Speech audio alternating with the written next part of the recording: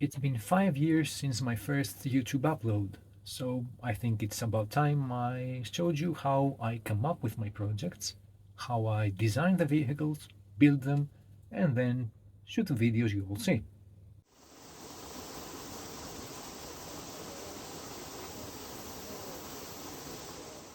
Things have changed quite a bit in the channel lately, and it might come out a bit strange to you, but the latest projects you've seen did not start as a vehicle idea, but as a location idea.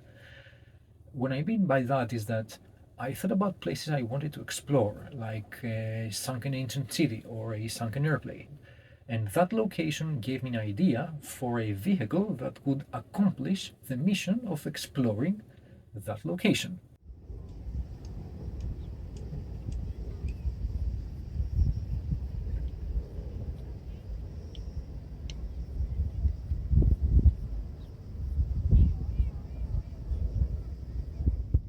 As soon as I have an idea of a mission and the vehicle that is going to accomplish this mission, I move on to the design process. At the moment, for the design process, I use Lego's Digital Designer.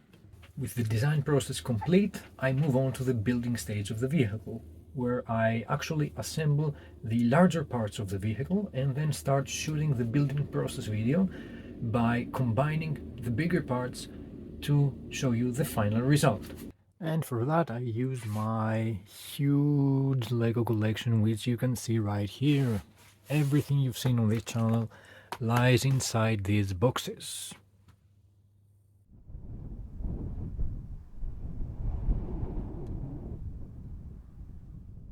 All of my building videos are shot right here on this table with a ring light. So it's powered by this power bank. And whenever I need to sit down, I use this tool, which is a bit broken.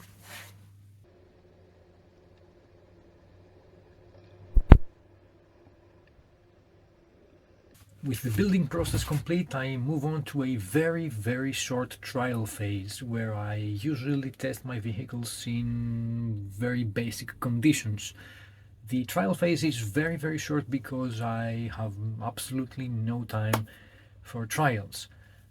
After the trial is complete, I move on to the final mission where I go on location with a vehicle and shoot the final video you all see. And to shoot my videos, I use my DJI Mavic Mini controller right here, my old cell phone, an LG G6, my DJI Action 2 camera, and a cheap GoPro 3 as a backup onboard camera. Finally, my Pixel 6a, which I am holding in my hand right now, and it's usually mounted on that tripod to keep it steady while I shoot my builds. Everything fits in this bag. Get your drone, the action camera, and the GoPro, so I can carry everything. The toughest part during the missions is actually trying to control the vehicle using this RC controller. This is a controller actually designed for planes, while at the same time trying to position the drone using the DJI controller to get good aerial shots, or trying to spot the vehicle using the drone. That can be very challenging, especially when the vehicle is in open seawater.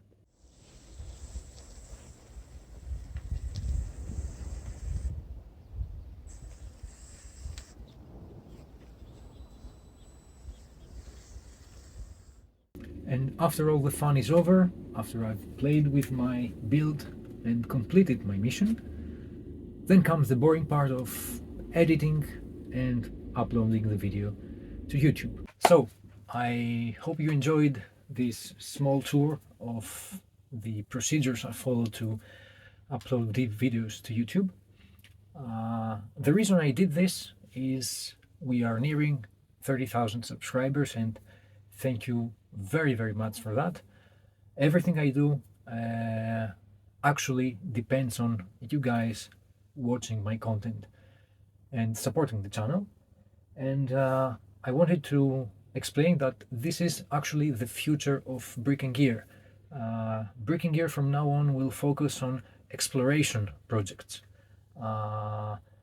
going to places no other brick build has ever gone before, and doing things that nobody else has ever thought of doing using Lego bricks.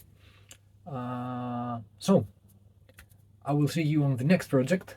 For my next project, I will move away from the sea for a while.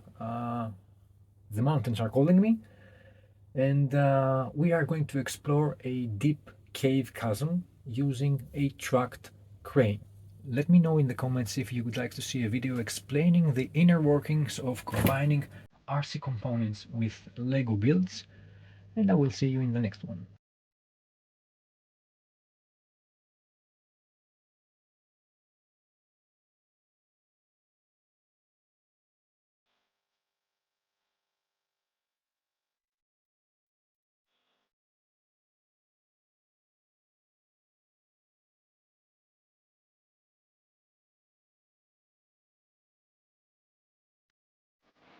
Very quick update for those of you who stayed till the end of the video. I forgot to say that my name is Andreas.